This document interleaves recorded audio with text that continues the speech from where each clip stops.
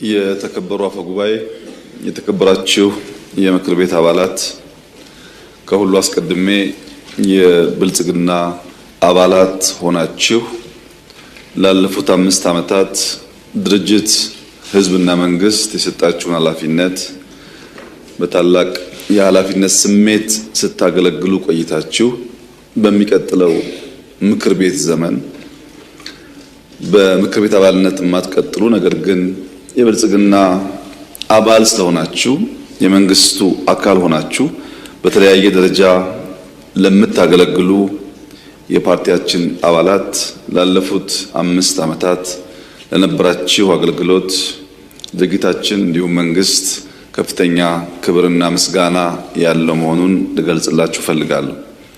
በተጨማሪም በተፎካካሪ ፓርቲ ተወክላችሁ ላለፉት 5 ዓመታት በእውቀታችሁ፣ በአቅማችሁ፣ በመሻታችሁ ልክ ሀገራችሁን ያገለገላችሁ በዚህ ምክር ቤት ውስጥ ድምጻችሁን ያሰማችሁ ለምሳሌ ክቡር አቶ ባርጤማ ፈቃዱና የኢዜማ ፓርቲ አባላት በሙሉ እንዲሁም ክቡር አቶ ደሳለኝ ጫኔና የአብን ፓርቲ አባላት በሙሉ ዶክተር መብራቱ አለሙ እና ሌሎችም የተፎካካሪ ፓርቲ አባላትና የግል ተወዳዳሪዎች ላለፉት 5 ዓመታት በዚህ ምክር ቤት ውስጥ ቆይታችሁ የህዝብ ጥያቄ፣ የፓርቲያችን ጥያቄ፣ የኛ አመለካከት ብላችሁ ላራመዳችሁት ሐሳብ፣ ጥያቄ፣ አስተያየት በሙሉ ከፍ ያለ ምስጋና ማቅረብ እፈልጋለሁ። አንዳንዶቻችሁ በሚቀጥለው ምክር ቤት ከኛ ጋር የማትቀጥሉ መሆኑን የዘንድሮ ምርጫ ያሳየ ቢሆንም ክቡር አቶ ደሳለኝ ጫኔ የመጨረሻ ያሉት ንግግር የመጨረሻ ባይሆን የመንግስት ምኞት መሆኑንና ከምክር ቤት ውጪ እነዚህ አባላት ከመንግስታችን ጋር በጋራ ሆነን ኢትዮጵያን እንድናገለግል በተከበረው ምክር ቤት ፊት ጥሪ ላቀርብላችሁ ፈልጋለሁ። መንግስታችን እናንተን አካቶ ኢትዮጵያን ማልማት ይፈልጋል። ኢትዮጵያ የጋራ ሀገራችን ናት። እኛም እናንተም ልጆቿ ነን። በምክር ቤት ብቻ ሳይሆን በተለያየ ዘርፍ ተባብረን ኢትዮጵያ እንድናበለጽግ አብረን እንድንሰራ ጥሪ ላቀርብላችሁ ፈልጋለሁና የመጨረሻ እንዲሆን ምኞቴ አለመሆኑን ላረጋግጥላችሁ ፈልጋለሁ። ይህንን ካልኩ በኋላ የተነሱ ጥያቄዎች ምላሽ ለመስጠት ምርጫን በሚመለከት የዘንድሮ ምርጫ ለመማር ፈቃድ ላለው ለየትኛውም የፖለቲካ አካል ትልቅ ትምህርት የሰጠ ዘርፈ ብዙ መልእክቶች በውስጡ የያዘ የኢትዮጵያን ሕዝብ እንቆቅልሽ፣ የኢትዮጵያን ሕዝብ ውስብስብ የረጅም ዘመናት ድልብ ሀብት ሶሻል ካፒታል ያለው በቀላሉ ሊታወቅ የማይችል ሕዝብ መሆኑን ያረጋገጠ ምርጫ ነው። ላይ ላዩን የምንናገረውና በውስጥ የሕዝቡ እምነት በምን ያክል ደረጃ የተለያየ መሆኑን ያየንበት ነው። ዘንድሮ ምርጫ ከስካሁኑ ምርጫ የሚለይ አንድ ሁነኛ ባህሪ ያለው እንደተባለው አትመዝገቡ ተብለዋል፣ የለም ብለው ተመዝግበዋል። አትደግፉ ተብለዋል፣ አትምረጡም ተብለዋል። የኢትዮጵያ ሕዝብ እነዚህን ሁሉ እገዳዎች፣ ማስፈራሪያዎች ሳይቀበል ምርጫው በነቂስ እስካሁን ታይቶ የማያውቅ የሕዝብ ቁጥር ሌሊት ወጥቶ ሌሊት እስኪያልቅ ድረስ ትርፍ ሰዓት በመሰለፍ ከ50 ሺህ በላይ የምርጫ ጣቢያዎች ላይ በነበረው ተሳትፎ የኢትዮጵያ ሕዝብ ያሳየውን ተጋድሎ ማየት የቻል የተማርንበት ሂደት ነበር። ምን ለየው የዘንድሮ ምርጫ ያላችሁ እንደሆነ ከዚህ ቀደም የሚፎካከሩ ኃይሎች በሐሳብ አልፎ አልፎም በጉልበት ይጠቃቃሉ። ዘንድሮ ግን የሚፎካከሩ ኃይሎች ሳይሆኑ ራሱ ምርጫው የጥቃት ኢላማ ነበር። ራሱ ምርጫው እንዳይከወን እንደ አንድ ታርጌት ተወስዶ ተሰርቶበታል። ለምን ያላችሁ እንደሆነ አጋጣሚ ሆኖ አለመታደል ሆኖ የኛን ባንዳዎች የሚያሰማሩ የሚልኩ ኃይሎች በሙሉ ምርጫ አይወዱም። ምርጫ ስለማይወዱ የሚወዳደሩ ሐሳቦችና ኃይሎችን ሳይሆን ራሱ ምርጫውን የጥቃት ኢላማ አድርገውት ነበር። ማሸነፍ፣ ከፈተና መሻገር፣ ችግሮችን በብልሃት የማለፍና ሀገር የማጽናት ልምድ ያለው የኢትዮጵያ ሕዝብ እነዚያን ፍላጎቶች ሳይቀበል በተባበረ ክንድ ላደረገው አስተዋጽኦ ከፍተኛ ክብር ይገባዋል። ጀርመኖች አመንኪዮ ሲሞት ጉልበት አለሁ ይላሉ። ሐሳብ ሲሞት፣ ንግግር ሲሞት፣ ውይይት ሲሞት ጉልበት አለሁ ይላሉ። አለሁ ይላል። ኢትዮጵያውያን አባባል አላቸው። ውሃ ዝቅ ሲል ይሸታል፣ ሰው ደግሞ እየደከመ እየሰነፈ ሲሄድ ኩራትና ፉከራ ያበዛል ይላሉ።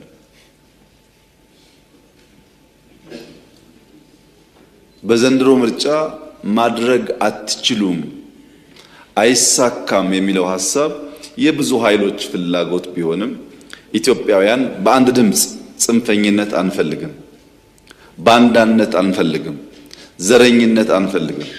እኛ ኢትዮጵያውያን ተባብረን የጋራ ሀገር ማጽናት ማበልጸግ ነው ምኞታችን የሚለውን በአንድ ድምፅ አስተጋብተዋል። ለዚህም ነው ህዝቡን አናቀውም የምንለው።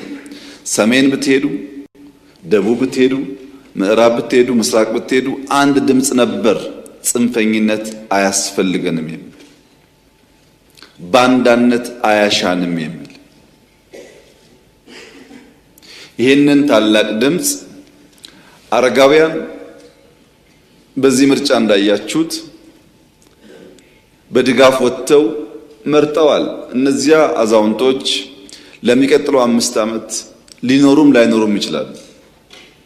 አዛውንቶች ተሰልፈው የመረጡት እነሱ ስለሚኖሩበት ሳይሆን በእነሱ ድምፅ ሀገር መጽናት ስላለበት፣ በእነሱ ድምፅ የልጆቻቸው ሀገር ቀጣይነት መረጋገጥ ስላለበት ትልቅ መልእክት በውስጡ አለው። በሽተኞች በድጋፍ ወጥተው መርጠዋል። በሽተኞች ይዳኑ አይዳኑ አይታወቅም። በዚያች ቀን ህይወታችን እስካለ በእኛ ድምፅ ምክንያት ልጆቻችን ሀገረ መንግስት ያላቸው መሆን ስላለባቸው ብለው ተደግፈው ወጥተው መርጠዋል። ሀዘንተኞች ከሀዘን ተነስተው መርጠዋል። እናቶች ልጆች አዝለው ወጥተው መርጠዋል። ይህንን አቅልለን አንወስደውም፣ እንደ ታላቅ አደራ የምንወስዱ። ከዚያም ባሻገር ጥይት ይተኮሰባቸው፣ የጥይት ድምፅ እየተሰማ ሸብረክ ሳይሉ ወደ ምርጫ ጣቢያ ሄደው የመረጡ ዜጎቻችን ለተመረጠው ሰው ሁሉና ለመንግስት በከፍተኛ ሁኔታ አደራ የሰጡ ሲሆን እኛም በታላቅ ሸክም በታላቅ ኃላፊነት የምናየው ይሆናል። ከኛ አንጻር የነበረው መልእክት ግልጽ ነው። ጅምራችሁ መልካም ነው። ዘርፈ ብዙ ኢኮኖሚዎች ለማሻሻል የምታደርጉት ጥረት መልካም ነው። ጅምራችሁን ወደንላችኋል። ስርዓታዊ ሌብነት መጥፋቱን እንደግፋለን። አሁንም ግን በውስጣችሁ ሌቦች ስላሉ በተቻለ መጠን ሌብነትን አጥርታችሁ ሰርቪስ አሻሽላችሁ ትልሞቻችሁን በተሟላ መንገድ አሳክታችሁ የጸናች የበለጸገች ኢትዮጵያን ለልጆቻችሁ ለማስረከብ የእናንተን ድርሻ አንድ ጡብ ማስቀመጥ ትችላላችሁ በሚል ተስፋ ነው የኢትዮጵያ ሕዝብ የመረጠን። ባዶ ቼክ ነው የሰጠን። በዚህ ቼክ ላይ መልካም ስም፣ መልካም ስራ መዝራት፣ መልካም ውጤት ማምጣት የኔና የእናንተ ኃላፊነት ይሆናል። ይህንን ቼክ በአግባብ ሳንጠቀም ካበላሸነው የኢትዮጵያ ሕዝብ ጥይት ሳይፈራ እንደመረጠው ጥይት ሳይፈራ የተቃርኖ እርምጃ መውሰድ ይችላል። በታማኝነት እና ሕዝብን በማክበር ማገልገል ምን ያክል ውጤታማና ፍሬያማ እንደሚያደርግ በዘንድሮ ምርጫ ለማየት ተሞክሯል። እንደ መንግስት እኛ በኢትዮጵያ ሕዝብ የምርጫ ታሪክ በአፍሪካ የምርጫ ታሪክ ምናልባት ዲሞክራሲ ከኛ ወዲያ የሚሉ ሀገራትን ቢሆኑ አድርገው በማያውቁት ልክ የብልጽግና ፓርቲ ከ6 ወራት በፊት ይህንን ምርጫ በሚመለከት በነበረን ውይይት ብልጽግና ከ85% ባለፈ ወንበር አይወዳደርም፣ 15%ን ሙሉ በሙሉ የሚፎካከሩ ፓርቲዎች በነፃነት ኢንከምበንስ መንግስት በሌለበት ተጭበረበረ ወይም ደግሞ መንግስት በኃይል ወሰደ በማይሉበት ሁኔታ ብቻቸውን ይወዳደሩ። እኛ ከነሱ ጋር በ85 እንወዳደራለን። ለነሱ 100% እድል ይሰጥ፣ ለኛ ግን 85% እድል ይሰጥ ብለን እንደምታስታውሱት ተጨቃጭቀን ተነታርከን ወስነናል። የብልጽግና አባላት ያኔ የጎረበጠ ቢመስላችሁ ሐሳቡ ዛሬ ላይ ውጤቱ እንደምታዩት ለዲሞክራሲ ቀናይነት በካቢኔ ማስገባት ብቻ ሳይሆን በፓርላማ 15% አልወዳደርም የሚል ገዢ ፓርቲ በድፍን አፍሪካ መኖሩን እጠራጠራለሁ። በእኛ ሁኔታ ታይቶ አይታወቅም። ለምን? ብዙ ድምጾች እንዲገቡ ፍላጎት ነበር። ብዙ ድምጾች እንዲሳተፉ ፍላጎት ነበር። ያን የኢትዮጵያ ሕዝብ ተገንዝቦ ከወትሮ በተለየ መንገድ በርከት ያሉ ፓርቲዎች በክልልና በፌዴራል ፓርላማ ተሳታፊ መሆን ችለዋል። ምናልባት ማለፍ ሲገባቸው የቀሩ ግለሰቦች ሊኖሩ ይችላሉ። በአብዛኛው ሲታይ ግን ሰላማዊ ዴሞክራሲያዊ የህዝብ ይሁንታ በግልጽ የታየበት ምርጫ ሆኖ እኛም እንደ ፓርቲ 15% ይቅርብን ያልነው ጉዳይ ብዙ ድምጽ ለመስማት እድል የሰጠ ስለሆነ የብልጽግና ፓርቲ አባላት እንደዚህ ባለው ወጣ ያለ ውሳኔ አካል በመሆናችሁ ኩራት ሊሰማችሁ ይገባል። ይህ በየትኛውም አፍሪካ ሀገር አይታይም።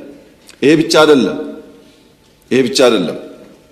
በሚቀጥለው የኢንክሉሲቭ ናሽናል ዲያሎግ ውስጥ ብልጽግና አጀንዳዬ ካላቸው ጉዳዮች አንዱ በስልጣን ላይ ያለ መንግስት ማክሲመም 2 ተርም ብቻ መቆየት አለበት የሚል አጀንዳ ብልጽግና ይዞ የቀረበውንም በአፍሪካ ደረጃ ህገ መንግስት አሻሽለው እድሜ ሲያራዝሙ እንጂ ያልተገደበ እድሜ ኖሯቸው እድሜ ሲገድቡ ሰምተን አናቅም። ይህ ታላቅ እርምጃ ነው። ለሀገር የሚጣል ጡብ ነው፣ መሰረት ነው። አሁን ባለው ስሜት በተሟላ መንገድ መገንዘብ ብንቸገርም ውለን ስናድር ለልጆቻችን አስተማማኝ መሰረት የሚጥል ስለሆነ በዚህም ኩራት ሊሰማችሁ ይገባል ብዬ አስባለሁ። በአጠቃላይ ምርጫው አስተምሮን የህዝባችንን ጥልቅ አሳቢነትና ሰላም ፈላጊነት አሳይቶን ያለፈ ስለሆነ እኛ በዚያ ልክ መገለጥ እንድንችል ፈጣሪ ይርዳን ብቻ ነው ማለት የምችለው። ሰላምን በሚመለከት ለተነሱ ሐሳቦች ከሞላ ጎደል በጥያቄም በአስተያየትም የተነሳው ሐሳብ ገንቢ ነው ብዬ ነው የምወስደው። በኢትዮጵያ እንደምታውቁት ብዙ ታፍነው የኖሩ ጉዳዮች አሉ። እነዚያ ታፍነው የቆዩ ችግሮች፣ ታፍነው የቆዩ ሐሳቦች አሁን ዘመን ሲመቻቸው መንግስት በንጽጽር የተሻለ ስፔስ የጣቸው ቴክኖሎጂ ሶሻል ሚዲያን ሲያመጣላቸው በርከት ያሉ ነገሮች ይወጣሉ። እነዛም በትዕግስት ለተወሰነ ጊዜም ቢሆን ማስተናገድ በዘላቂነት የተረጋጋ ፖለቲካል አውድ ለመፍጠር የሚያግዝ ነው በሚል እምነት አንድ የኢትዮጵያ ትርክት ስብራት በርካታ ጣጣዎች አመጥቶብናል። ያ እንዳይቀጥል ሰዎች ግሪቫንሳቸውን አውጥተው መልሰው ሰክነው የተሻለ ዲሞክራሲያዊ ስርዓት ለመገንባት ያግዛል በሚል የተውነው ጉዳይ ነው። ይሄን ስናደርግ ግን በጣም በርካታ ውይይቶች ስናካሄድ ቆይተናል። አንድ ጠያቂ እንዳነሱት እርሶን ለማግኘት ሰዎች ይፈልጋሉ ላሉት ባለፉት ዓመታት 225 መድረኮች ከህዝብ ጋር አካሂጃለሁ። ከህዝብ ጋር ብቻ ከሃይማኖት አባቶች፣ ከመንግስት ሰራተኞች፣ ከሐኪሞች፣ ከመምህራን፣ ከሀገር ሽማግሌዎች፣ ተወካዮች እየተባለ ከ225 በላይ ውይይት ተሳትፌያለሁ። ፓርቲያችን በየደረጃው ከ4000 በላይ መድረኮች ፈጥሯል። 4000 በወረዳ፣ በዞን፣ በከተሞች በተለያየ ደረጃ የኢንክሉሲቭ ናሽናል ዲያሎግ የሚመሩ አካላት በሪፖርታቸው እንዳቀረቡት በመቶ ሺህ የሚቆጠሩ ሰዎች በድፍን ኢትዮጵያ፣ በመካከለኛው ምስራቅ፣ በአፍሪካ፣ በአውሮፓ፣ በአሜሪካ ያሉ ኢትዮጵያውያን ጨምሮ በኢትዮጵያ ታሪክ ታይቶ የማያቅ የግራስሩት የኤሊት ባርጌን የኤሊት ዲስከሽን ሳይሆን በግራስሩት ያሉ ዜጎች ስለ ጉዳያቸው በነፃነት የሚወያዩበትና አጀንዳ የሚሰጡበትን መድረክ ፈጥረዋል። ይህንን ሂደት ባናራክሰው ጥሩ ይሆናል። ብዙ ጉዳዮች የመጡበትና ለኢትዮጵያም የሚጠቅም ስለሆነ በእነዚህ ውይይቶች ምን አገኘን ያላችሁ እንደሆነ የማህበረሰብ ግጭት ቀንሷል ወይም እምብዛም አይሰማም። አማራና ኦሮሞ፣ ሶማሌና ኦሮሞ፣ ጌዲዮና ሲዳማ ወይም ወላይታና ሲዳማ የሚባል ህዝብና ህዝብን የመሰለ የሚያገናኝ ግጭት ኢትዮጵያ ውስጥ ቀንሷል። ሃይማኖትና ሃይማኖትን የሚያጋጭ ግጭትም ኢትዮጵያ ውስጥ ቀንሷል። ኢትዮጵያ ውስጥ ያለው ምንድነው ያላችሁ እንደሆነ አሁን ብሔርን ከብሔር ሃይማኖትን ከሃይማኖት የሚያጋጩ ኃይሎች እነዛ ብሔሮች አልጋጭ ሲሏቸው እነሱ እየመጡ እየገጯቸው ነው። አሁን ያለው አጋጭ የነበረው ገጭ መሆኑ ነው እንጂ እርስ በርስ ያለ ጉዳይ እምብዛም አይታይም ወይም በእጅጉ ቀንሷል። ይህ ትልቅ እርምጃ ነው። ይበልጥ ስንወያይ፣ ህግ ስናበጅ፣ ጥያቄዎች በአግባብ አድምጠን ስንመልስ በዜጎች መካከል በህዝቦች መካከል የሚፈጠሩ ጉዳዮች ይበልጡኑ እየቀነሱ እየሰከኑ የመሄድ እድል እንዳላቸው ያመላክታል። ያም ሆኖ ግን ያልተፈቱ ኢንሲደንቶች እዚህም እዚያም አሉ። እንደተባለው አንዳንድ ኃይሎች በተለያየ ክልል መሽገው ሸፍተው አልፎ አልፎ ግጭት ይፈጥራሉ። ያ ለምንድን ነው የሆነው የሚል ጥያቄ ግን ካላችሁ ኢትዮጵያ ተረጋግታ ጸንታ እንዳትኖር የሚሹ ኃይሎች ገንዘባቸውን ጊዜያቸውን አጥፍተው ባንዳ ያሳድዳሉ። እኛ ደግሞ ክፉ አመል አለብን። በጣሊያን ጊዜ እንደምታስታውሱት አልፎ አልፎ ባንዳዎች በውስጣችን አሉ። እነዚህ ባንዳ ፈላጊና ባንዳዎች ሲገናኙ በየቦታው ጥርት ባለ ዓላማ፣ ፍላጎት የተሰናሰለ ጉዳይ ሳይሆን ግጭት ይፈጥራሉ። አልፎ አልፎ የተቃዋሚ ፓርቲ ወይም ግለሰቦች ሲወያዩ ከሰማችሁ የኔና ያንተ ጉዳይ አሁን ይቆይ፣ በኋላ እንደርስበታለን፣ አሁን ዋናው ጉዳይ ይሄንን መንግስት መጣል ነው፣ ይሄንን መንግስት ከጣልን በኋላ እንዴት ያለ መንግስት እንዴት ያለ ስርዓት የሚለው እንወያያለን ይላሉ። ስልጣን ይዘው ሊወያዩብን ማለት ነው።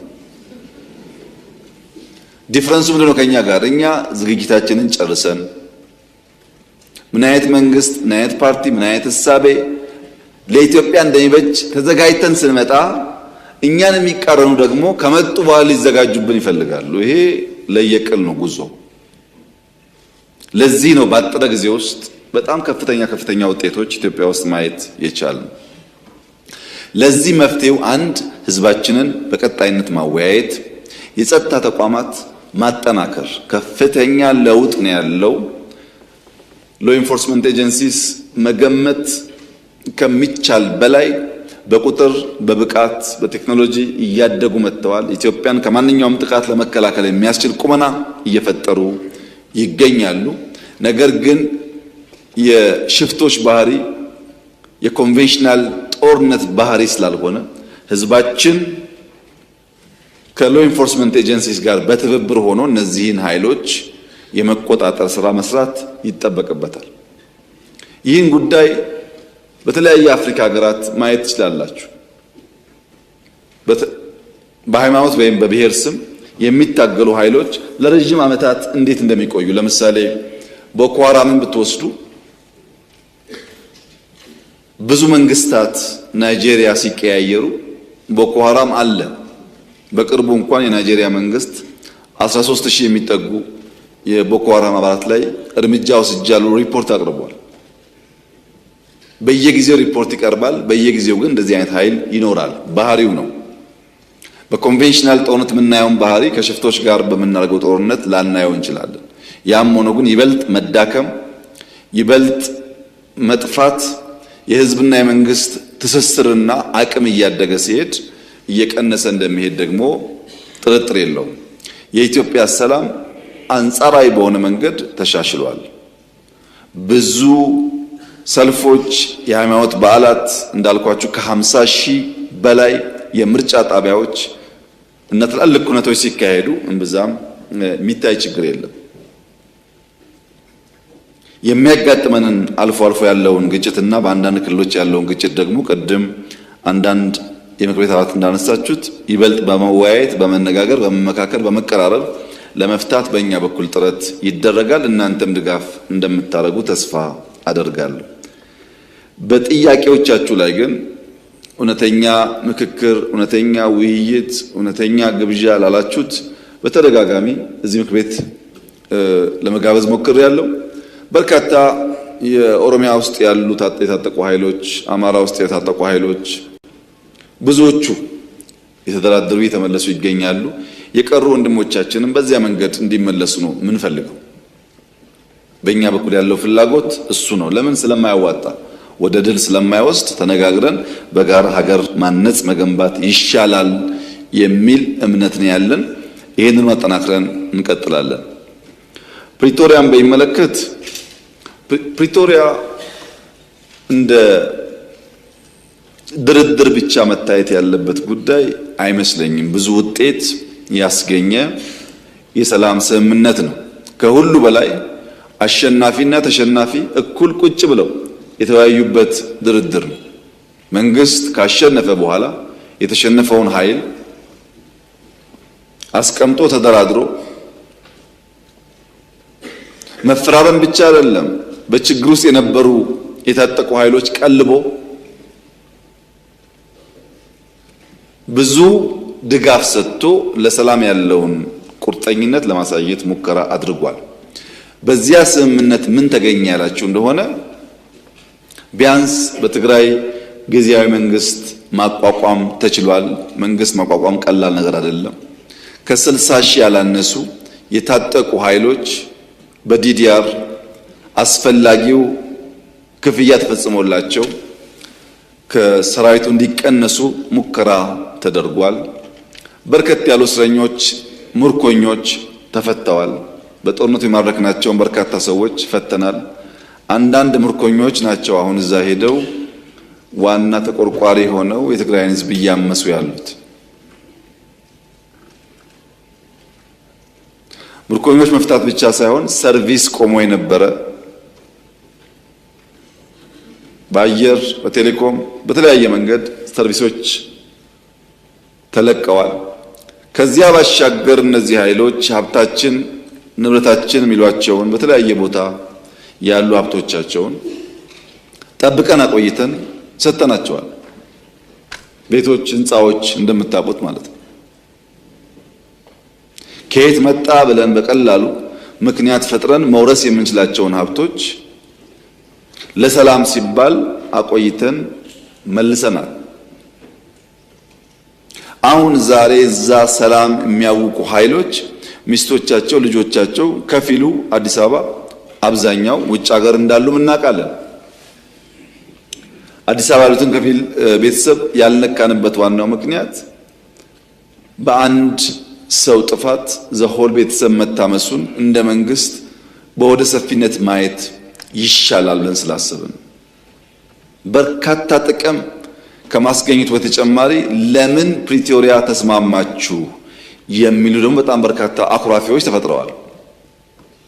ቲፒኤልኤፍ ብቻ ሳይሆን ትግራይ መውደም ነበረባት ብለው የሚያስቡ ኃይሎች አኩርፈዋል። ከኛም ገሸሽ ብለዋል። በአንጻሩ እነሱ ይተባበሩ ሞክረዋል።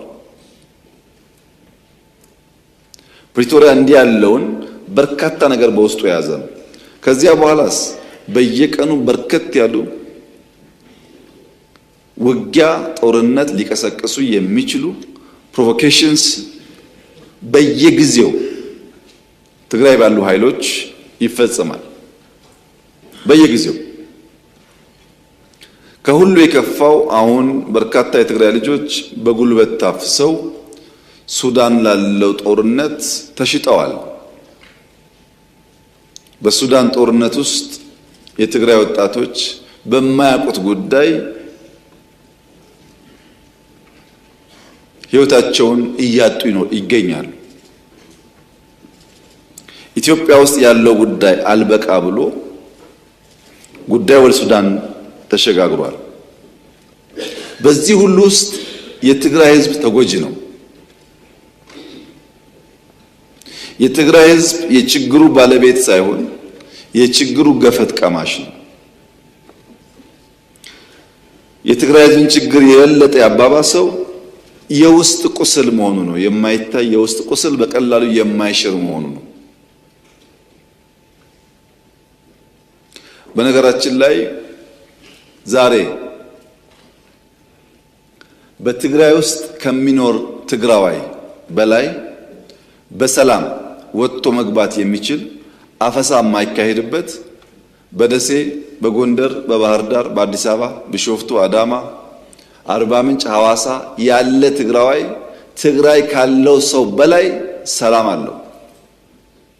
ትግራይ ካለው ሰው በላይ በሰላም ወጥቶ መግባት ይችላል። የሚያሳዝነው የጉዳይ ግን ትግራይ ብቻ አይደለም። አማራ አካባቢ የሚንቀሳቀሱ ኃይሎች ለአማራ ሕዝብ ሰላም፣ ደህንነት፣ ጥቅም እንታገላለን ብለው የሚሉ ኃይሎች በሚንቀሳቀሱባቸው አካባቢዎች ካለው የአማራ ተወላጅ ይልቅ ኦሮሚያ፣ ደቡብ፣ ሶማሊያ ያለው አማራ ሰላም አለው። እነዚህ እንታገላለን የሚሉ ኃይሎች ያሉበት አካባቢ የበለጠ ፍራቻ፣ የበለጠ ግድያ፣ የበለጠ ዘረፋና መታገዶች አሉ። ኦሮሚያ አካባቢ ለኦሮሞ እንታገላለን ብለው የሚምሉ የሚገዘቱ ኃይሎች ከሚንቀሳቀሱበት አካባቢ በላይ በአማራ ክልል የሚንቀሳቀስ፣ በሶማሌ የሚንቀሳቀስ፣ በአፋር የሚንቀሳቀስ ኦሮሞ የተሻለ ሰላም አለ።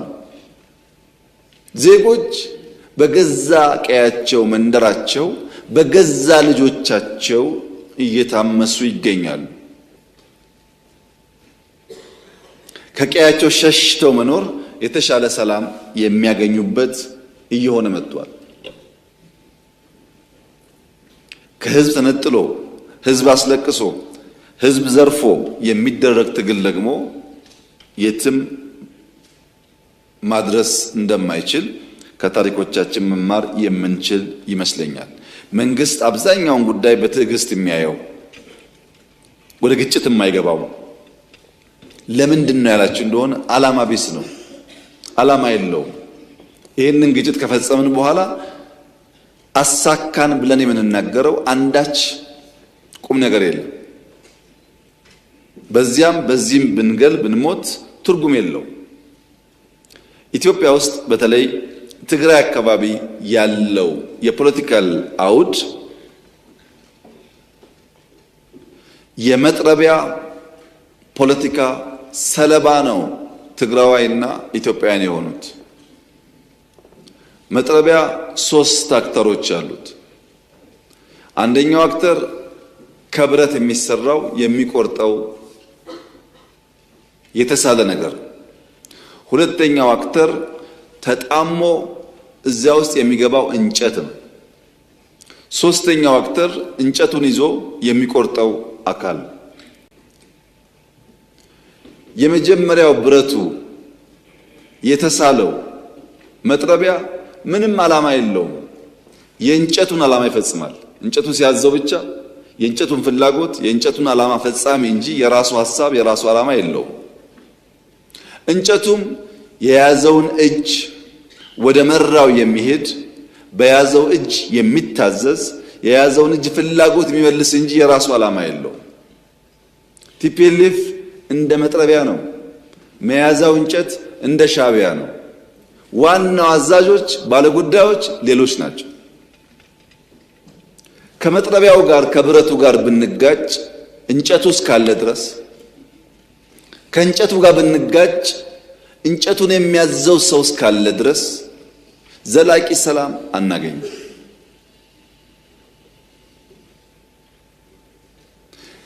ይልቁንስ ለመጥረቢያውና ለእንጨቱ ያለኝ ምክር የኢትዮጵያ ሰላምና እድገት ይበልጥ ተጠቃሚ ያደርጋችኋል፣ የሚልካችሁ አካል መጠቀም ያደርጓችኋል እንጂ ምንም ፋይዳ የለው የሚል ሲሆን፣ በእኛ በኩል ግን ዝግጅቱ ኢትዮጵያ የሰላሟ መደፍረስ ምንጭ የት እንደሆነ ስለምናቅ ከምንጩ የሚነሳውን ማንኛውም ትንኮሳ ለመከላከል የሚያስችል ቁመና በመፍጠር ላይ የምንገኝ መሆኑን ለተከበረው ምክር ቤት መግለጥ እፈልጋለሁ። የኢትዮጵያን አንድነት የኢትዮጵያን ሉዓላዊነት አደጋ ውስጥ ሊያስገባ የሚችል ማንኛውም ነገር ከመጣ ለመከላከል የሚያስችል ቁመና እንዳለን ላረጋግጥላችሁ እፈልጋለሁ። መጥረቢያውና መያዣውን እጅ ግን እንጨት ግን በተቻለ መጠን መታገስ፣ በተቻለ መጠን ማስተማር፣ በተቻለ መጠን መመለስ ያስፈልጋል። ጉዳቱ የጋራ ስለሚሆን ታስታውሱ እንደሆነ ባለፉት 5-6 ዓመታት የነበረው ፖለቲካል ዲስኮርስ ኢትዮጵያ ያለቀላት፣ ኢትዮጵያ ልትፈርስ ነው፣ ኢትዮጵያ ልትወድቅ ነው የሚል ነበር። ኢትዮጵያ አትወድቅም ብዬ በተደጋጋሚ አነሳላችሁ ነበር። ኢትዮጵያ አትወድቅም አይደለም አሁን እምላችሁ፣ የወደቁ ታነሳለች።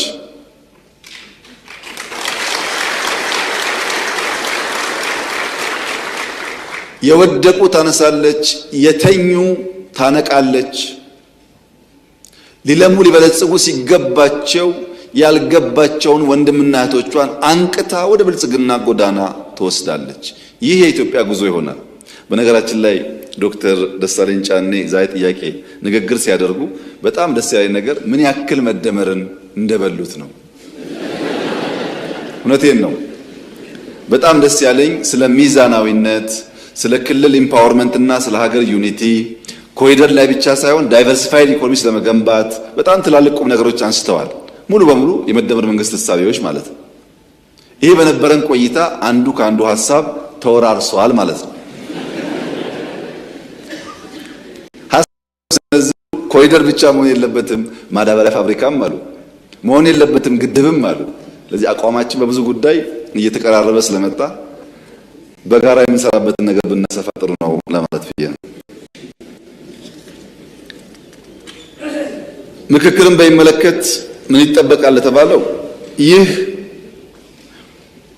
የናሽናል ዲያሎግ እድል ሰፊ እድል ነው። ብዙዎች የታሰሩበት ለረጅም ጊዜ ጠየቁት ዋጋ የከፈሉበት ጥያቄ ነበር። አሁን ስናገኘው ማቅለል ጥሩ አይደለም። ኢትዮጵያውያን አንድ ክፉ አመል አለን። እድል ሲመጣ አንጠቀምም፣ ካለፈ ደግሞ እናዝናለን። ዛሬን ከመኖር በትዝታ መቆዘም መናፈቅ እንወዳለን። ይሄ በየዘመናት የነበረ ችግር ነው። ሰው እንኳን ሲኖር ትዝ አይለንም፣ ሲሞት ግን ደግነቱ አዛኝነቱ ይበዛብናል። ይሄ ባህሪ ጥሩ አይደለም። ይሄ ውይይት ለኛ ብቻ ሳይሆን ለአፍሪካውያን ጠቃሚ ነው። ምክንያቱም ከታች ጀምሮ የተደረገው ውይይት ስለሆነ እንደተባለው የፈጠነ አይደለም። እንደምታስታውሱት የሰጠናቸውን ጊዜ መጨረስ አቅቷቸው ይሄ የተከበረው ምክር ቤት ጊዜ አራዝሞላቸው ነው እየተካሄደ ያለው እንጂ ፈጥነን የፈጸምነው ጉዳይ አይደለም። ለውጥ ከመጣ 8 ዓመት ነው። 8 ዓመት ሙሉ እኮ ያሸነው ይቆይ አንቀድም ህገ መንግስት ያልነው የንጉሱን ህገ መንግስት የደርግ መንግስት መቅደዱ የደርግን መንግስት ህገ መንግስት የኢህአዴግ መንግስት መቅደዱ ለኢትዮጵያ አልጠቀመም። በዛ መንገድ ከምንሄድ ህዝብ አወያይተን አንቀድም፣ ጠቃሚውን ይዘን የጎደለ ጨምረን የሚሻሻል ካለ እናሻሽላለን ያለው ይሄ ትልቅ መርታ ይመስለኛል። በነገራችን ላይ አውትፑቱን በሚመለከት አንዳንዱ ፌደራል ስርዓት ይፈርሳል፣ አንዳንዱ ብዙ መላምቶች አሉ። እኔ ከወዲሁ ምን አይነት ውጤት እንደሚያመጣ መናገር ባልችልም የምጠብቀው ግን በህገ መንግስት ውስጥ ለኢትዮጵያ ጠቃሚ ሐሳቦች ካሉ እንዳሉ ይቀጥላሉ ብዬ አስባለሁ። ቢሻሻሉ ማንንም የማይጎዱ የማያስኮርፉ አንድ አንቀጽ አሻሽለን ማንንም የማንጎዳ ነገር ግን የኛን ህብረት የኛን አንድነት የሚያጠናክር ከሆነ ቢሻሻሉ ይሻላል ብዬ አስባለሁ። ያለውን የሚያፈርስ አንቀጽ ይፈጠራል ብዬ ግን አልገምትም። ያለውን የሚያሻሽል የሚያጠናክር ይፈጠር ይሆናል እንጂ ያለውን የሚያጎል ነገር ይፈጠራል ብዬ አላስብም። እዚህ ጋር አንድ በአንክሮ እንድትረዱኝ የምፈልገው ጉዳይ በተለይ የተፎካካሪ ፓርቲ አባላት በሌላም ሀገር ያላችሁ ፖለቲከኞች እኛ እንወያይ፣ እንመካከር፣ እንፍታ እያል ያለነው ችግር እኛ የፈጠርነው ችግር አይደለም። ለምሳሌ አማራና ትግራይ አካባቢ የወልቃይት ጉዳይ ይነሳል። እኛ አልፈጠርነውም እኮ እኛ ላይ ወደቀብን እንጂ እኛ አልፈጠርነውም። ይሄን ችግር እንፍታው ነው ያልነው እንጂ እኛ የፈጠርነው ችግር ነው ማለት አይደለም። ልማት በሚመለከት መገጭ ወይም አርጆ ወይም ሶማሌ ክልል ወይም አፋር የተጀመረው ግድብ እኛ ላይ ወደቀብንና እንፍታዋልን እንጂ እኛ እኮ አልጀመርነውም። የተጀመሩ የምትሏቸው ጉዳዮች እኮ እኛ አልጀመርናቸው። ህዳሴ ከነጥፋቱ እኛ ላይ ወደቀብን እንጂ እኛ አልጀመርነውም። የምንወያየው የብልጽግና ፓርቲ ወይም የመደመር መንግስት የፈጠራቸውን ችግሮች ለመፍታት አይደለም። ለዘመናት የተከማቹትን አብረን ተወያይተን መልክ እናበጅ፣ አዲስ ሶሻል ኮንትራክት እንፈርም ለማለት ነው። እዚህ ጋር መዛባቶች አሉ ይመስለኛል። ልማትም ስንጠይቅ የተጀመረው ማን ጀመረው? ለምን ጀመረው? ፖለቲካል ኢሹም ሲሆን እንዴት ተጀመረ? እንፍታ የሚለውን ኮሚትመንት እኛ እንደፈጠርነው አይነት ተደርጎ ባይወሰድ ጥሩ ነው። ያም ሆኖ ግን አሁን ያለው ትውልድ መክሮ ዘክሮ ተነጋግሮ መፍታት አለበት የሚለውን እኛም እናምናለን። ለዚያም ነው ውይይቱን በዚህ መልክ እየደገፍን ያለ ነው። እንዴት ይሆናል ያስባሉ ላሉት ምንም ነገር አይሆንም። በደንብ እንወያያለን። ጠቃሚ ሐሳቦች ይመጣሉ። እነሱም ኮሚሽኑ አቀናብሮ ለኛ ያቀርብልናል። እኛ ትምህርት እንወስድበታለን፣ እንወያይበታለን። ሊሻሻል የሚገቡ ጉዳዮች እናሻሽላለን። ተሰብስበን አጨብጭበን እናጸድቃለን። ምንም አይፈጠርም። ምንም የሚፈጠር ነገር የለም። ምክንያቱም አስበን አቅደን በእውቀት በዝግጅት ነው የምንሰራው። ምርጫ እኮ መክረውናል፣ አታርጉ አይሆንም ብለውናል። አይ ግድ የላችሁ ምርጫም ይደረጋል፣ መንግስትም ይቋቋማል፣ ጠቅላይ ሚኒስትሩ ንግግር ያደርጋሉ። የሚቀር ነገር አይደለም ማለት ነው። በዚሁ አጋጣሚ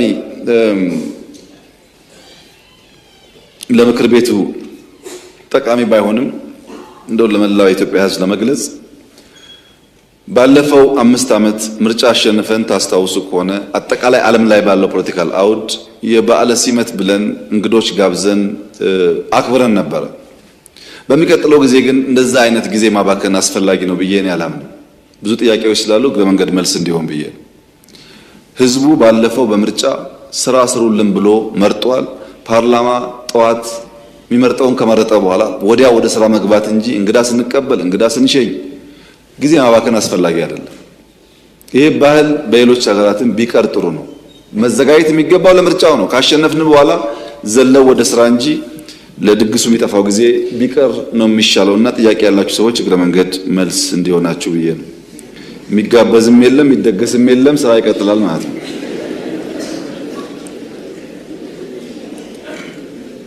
በየሀገራቱ ለዚህ ጉዳይ እንሄዳለን መቅረት ችግር ነው። ሰው ይጠራና ሲቀር በጣም ኩርፊያ ስላለና ያየሁት ጋባዡም ተጋባዡም ሲቸገሩ ነው። ማንም ሰው ደስ ብሎት አይሄድም፣ የሚቀበለውም ይሰቃያልና እኛ ሰው ከምናሰቃይ እኛም ከምንሰቃይ ቡናችን አፍልተን ፈንድሻችንን ቆልተን እንደተለመደው ብናሳልፍ ይሻላል። ሃይማኖት በሚመለከት ለተነሳው ጥያቄ ኢትዮጵያ የሃይማኖቶች ሀገር ናት። ሃይማኖት በጣም አስፈላጊ ጉዳይ ነው።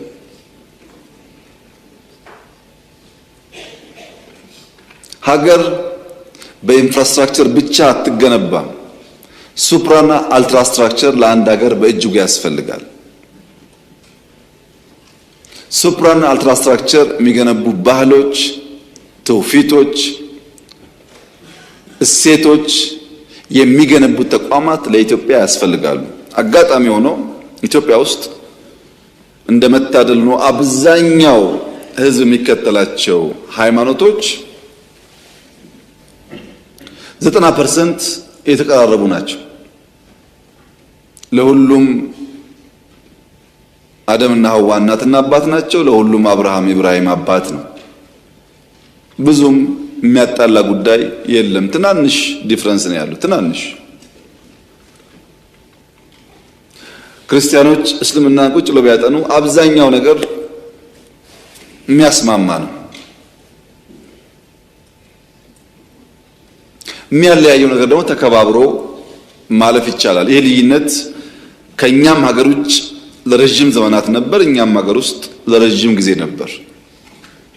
ኢትዮጵያ ውስጥ ሃይማኖቶች ከፍተኛ የሰላም የትብብር ዘመናት በስፋት ነበራቸው። አልፎ አልፎም የግጭት ታሪክ አላቸው። የሚካድ አይደለም። ከግጭት ተምረው ታርቀው አብረው የቀጠሉባቸው ዘመኖች ደግሞ ሰፊ ናቸው። በዓለም ላይ አጠቃላይ ያለው ግጭት 4 መንስኤ አለው።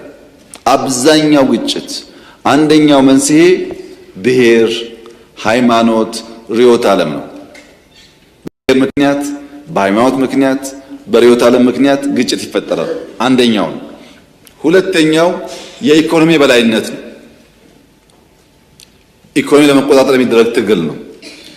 ሶስተኛው የበላይነት ለማስፈን ነው። ሱፒሪየር ለመሆን አንደኛ ዜጋ ለመሆን የሚደረግ ጥረት ነው። አራተኛው ግዛት ማስፋፋት ነው። እነዚህ ግጭቶች ግን አብዛኛው የሚደበቁት ሃይማኖትና ብሔር ውስጥ ነው። ግዛት ላስፋፋ ነው የሚል የለም። የኢኮኖሚ በላይነት ሊቆጣጠር ነው የሚል የለም።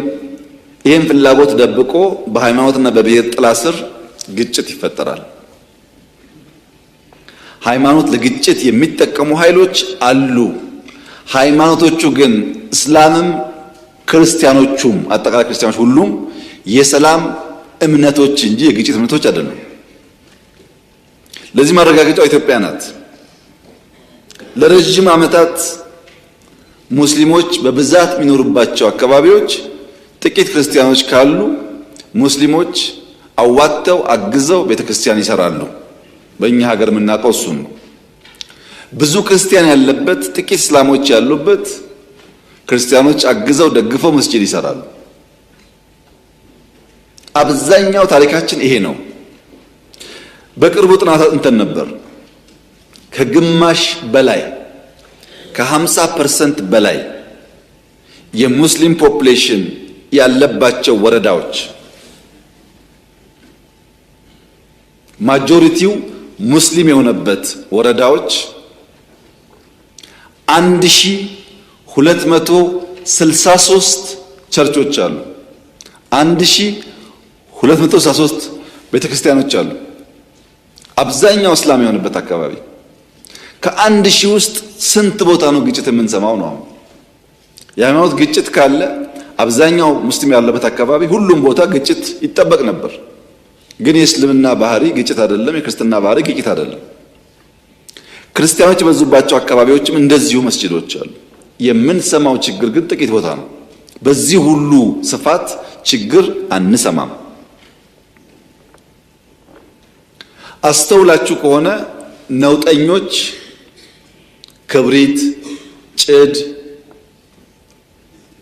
ይዘው ይለኩሳሉ። ጀሌዎቻቸው እዚሁ አዲስ አበባ ተቀምጠው ቤንዚን እያርከፈከፉ እሳቱን ያራግቡታል። ለኳሽና አራጋቢ ማዶ ለማዶ ተቀምጠው ችግሩን የእምነት የብሔር መልክ ለመስጠት ሙከራ ያደርጋሉ። ለምሳሌ የሰሞኑ የአርሲን ግጭት እንውሰድ። የአርሲ ግጭትና የአንዳንድ ሰዎች የኮሙኒኬሽን ዘዬ አሳፋሪ ነው። አሜሪካ ሰለጠነች፣ ህዝቧ ስልጡን ነው ተብለው ከሚዘረዘሩ በርካታ ምክንያቶች ውስጥ አንድ የሚገዛኝ ነገር አለ። የአሜሪካ ወታደር የአሜሪካ መከላከያ ኃይል ሰሞኑ በነበረው ግጭት ውስጥ መካከለኛው ምስራቅ ውስጥ ይሳተፍ ነበር። በአሜሪካ ሁለት ትላልቅ ጎራዎች አሉ፣ የፖለቲካ ጎራዎች። ሁለቱም ጎራዎች ወይም ሁለቱም ጎራ የሚደግፉ ሚዲያዎች ብትሰሙ ጀግናው የሀገር መከላከያችን ለአሜሪካ ትልቅነትና ህልውና ዋጋ የሚከፍለው መከላከያችን ግን የማይረባው መንግስታችን ነው የሚሉት። መከላከያን አወድሰው መከላከያን አክብረው የመከላከያን ዋጋ መክፈል ቦታ ሰጥተው መንግስቱን ፖሊሲ አውጪውን ይወቅሳሉ። ይህ ትልቅ ስልጣኔ ነው። እኛ ሀገር ግን እየሞተ ያኖረንን ኃይል እንደ ገዳይ እንወቅሳለን። ይሄ ያለ መሰልጠናችን ማሳያ። ተቋም ማፍረስ፣ ዋጋ እየከፈሉ ሀገር የሚያጸኑ ሰዎች አለማክበር ያለውን ጣጣ ካለመገንዘብ የሚመጣ ችግር ነው። አርሲ ውስጥ የነበረው ችግር ምርጫውን ለማደናቀፍ ከፍተኛ ዝግጅት ተደርጎ ነበር። እዚህ አዲስ አበባ የሃይማኖት ተቋማት ውስጥ ሳይቀር ቦምቦችና ክላሾች ስንይዝ ነበር። በየቦታው አዲስ አበባ ቦምብ ይጣላል፣ ባህር ዳር ቦምብ ይጣላል፣ ጎንደር ቦምብ ይጣላል ተብሎ ሰፊ እንቅስቃሴ ነበር። ታስታውሱ ከሆነ ጎንደር ተማሪዎች ላይ ቴሌቪዥን እያዩ ቦምብ ፈንድቶ ሰው ገሏል። ተማሪዎች ፖለቲከኛ አይደሉም። ምናልባት የዚህ መንግስት ተቃዋሚ ሊሆኑ ይችላሉ። በሐሳባቸው ማንነታቸው ሳይለይ ዝም ብሎ ቦምብ ጥሎ ሰው መግደል ምን አይነት ፖለቲካና እውቀት እንደሆነ አይገባኝም።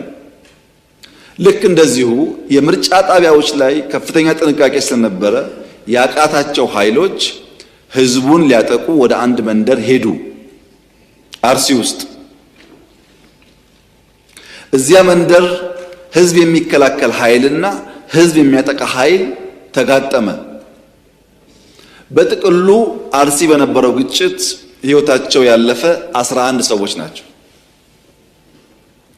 ከ11ዱ ሰዎች 8ቱ ሚሊሻና ፖሊስ ህዝባቸው እንዳይገደል ተፋልመው ህይወታቸውን ገብረው የብዙ ንጹሃን ዜጎችን ህይወት የታደጉ ናቸው። እነዚህ ፖሊስና ሚሊሻዎች ክብር አይገባቸውም? እነዚህ ፖሊሶች ሚሊሻዎች ቤተሰብ የላቸውም? ልጆች የላቸውም? ለኛ ሞተው ሲያበቁ እነሱ እንደማወደስና እንደማመስገን የነሱ መስዋዕትነት ማራከስ በብዙ ፖለቲከኞች ይታይ ነበር። አሳፋሪ ነው። በእርግጥ 3 ንጹሃን ዜጎች በዚያ ግጭት ውስጥ ሞተዋል። በነበረው ግጭት ውስጥ ለምሳሌ የሃይማኖት መልክ መስጠት ታስቦ ነበር፣ ግን እዚህ ውስጥ ሙስሊሞች ሞተዋል። ባይዘው ሙስሊሞች የሞቱት በንጹሃን ዜጎች ብቻ አይደለም። ህዝብ ለመታደግ እየተፋለሙ የሞቱ ሚሊሻና ፖሊሶች ሙስሊሞች አሉበት። ምኑ ነው የሃይማኖት ግጭት? ሰው እንዳይመታ እየተዋደቀ ያለን ሰው በሃይማኖት ጥላ መውቀስ ተገቢ ነው? ነገሩንስ በወጉ በቅጡ ሳይገነዘቡ ማራገብስ ተገቢ ነው? ይሄ አይጠቅመንም። ከዚህ የሚገኝ ፖለቲካል ትርፍም አያዋጣም። የሞተው ወንድማማች ነው። ከዚህኛውም ከዚያኛውም እምነት ሊሆን ይችላል። ግን ውጊያው የእምነት ሳይሆን ሽፍቶች ሰው ገለው ሰው አፈናቅለው የነበረውን ሰላማዊ ድባብ ለማጠልሸት ስራ ተሰጥቷቸው እዛ ብቻ እንኳን በርካታ ቦታ ሌላውን አክሽፈነው ነው ያደረጉት ሙከራ ውጤት ነው። በዚያ ቦታ ላይ ህዝባቸውን ለመታደግ መስዋዕትነት ለከፈሉ የፖሊስና ሚሊሻ አባላት የተከበረው ምክር ቤት ክብር እንዲሰጥልኝ በትህትና ጠይቃለሁ።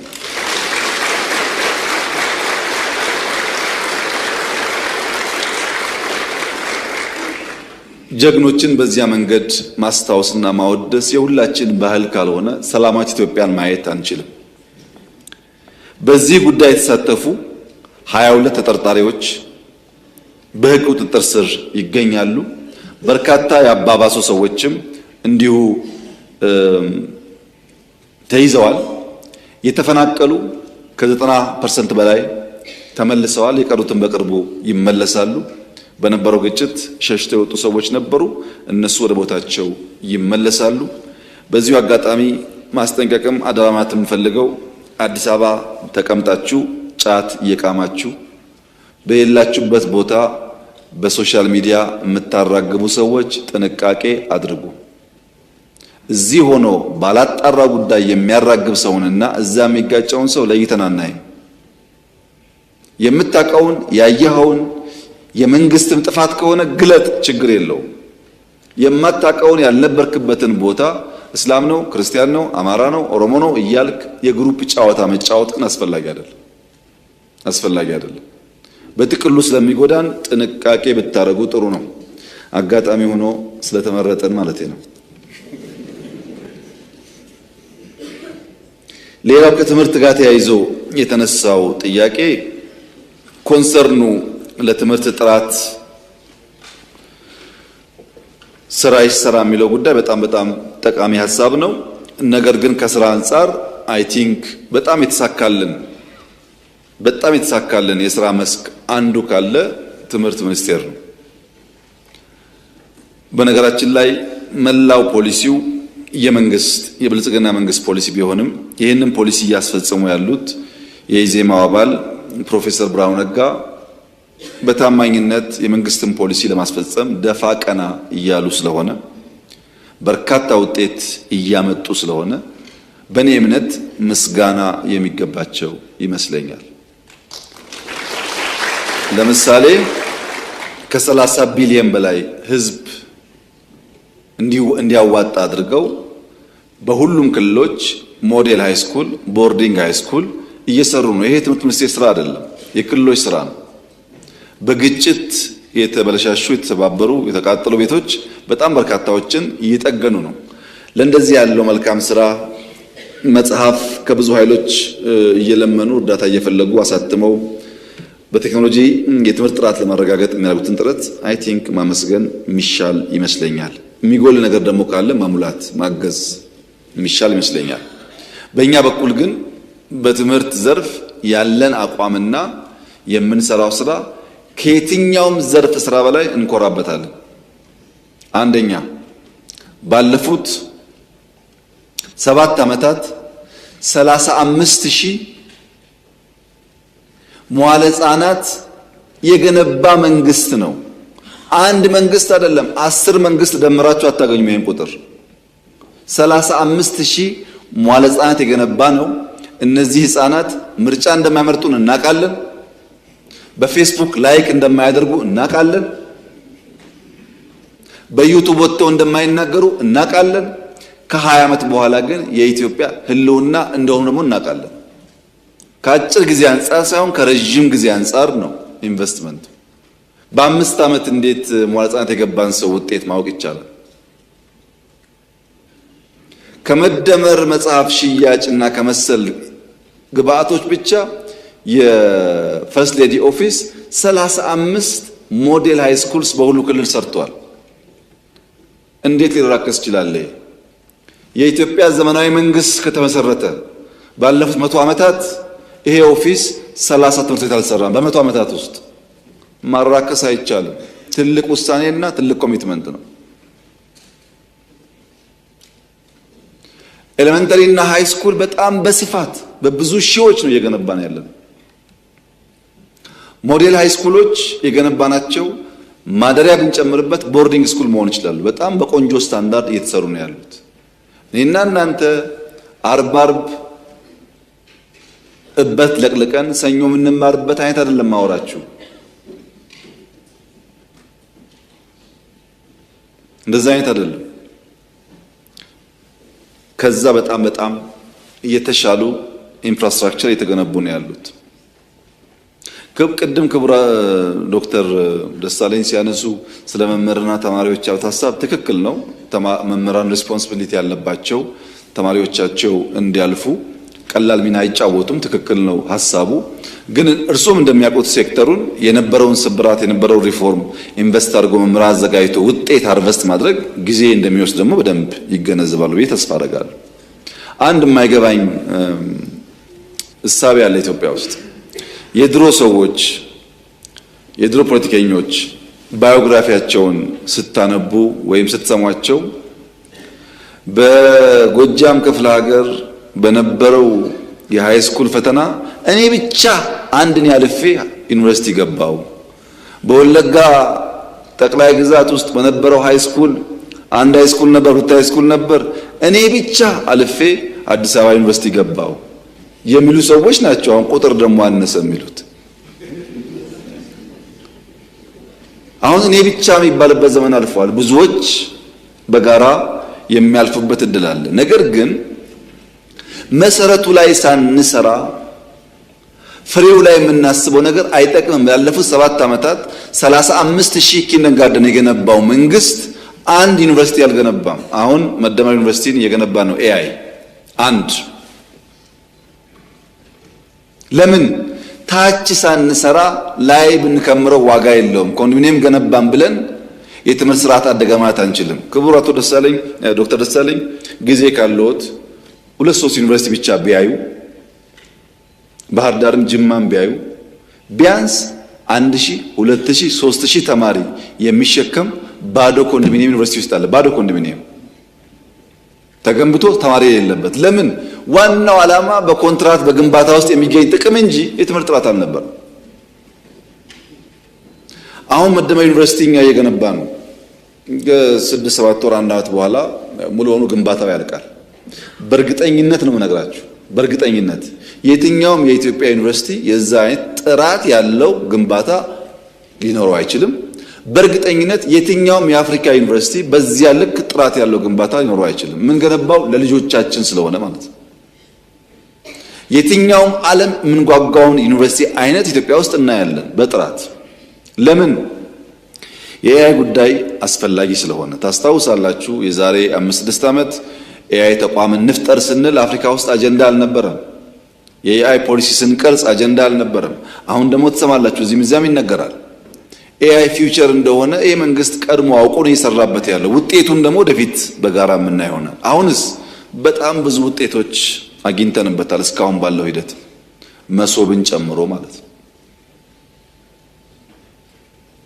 እና የትምህርት ጥራት ለማረጋገጥ ኩረጃን ለማስቀረት ቴክኖሎጂን ለመጠቀም እየተደረገ ያለው ሙከራ ተስፋ ሰጪ ነው ብለን ብንወስድ የተሟላ ነው ወይ? አይደለም። ገና ብዙ ስራ ይጠበቅብናል።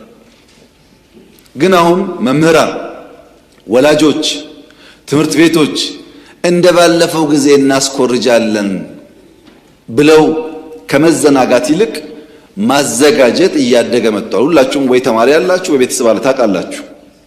ማትሪክ ሲደርስ ልጆች ይጨናነቃሉ፣ ቤተሰብ ይጨናነቃል፣ መምህራን ይጨናነቃሉ፣ ያስጠናሉ።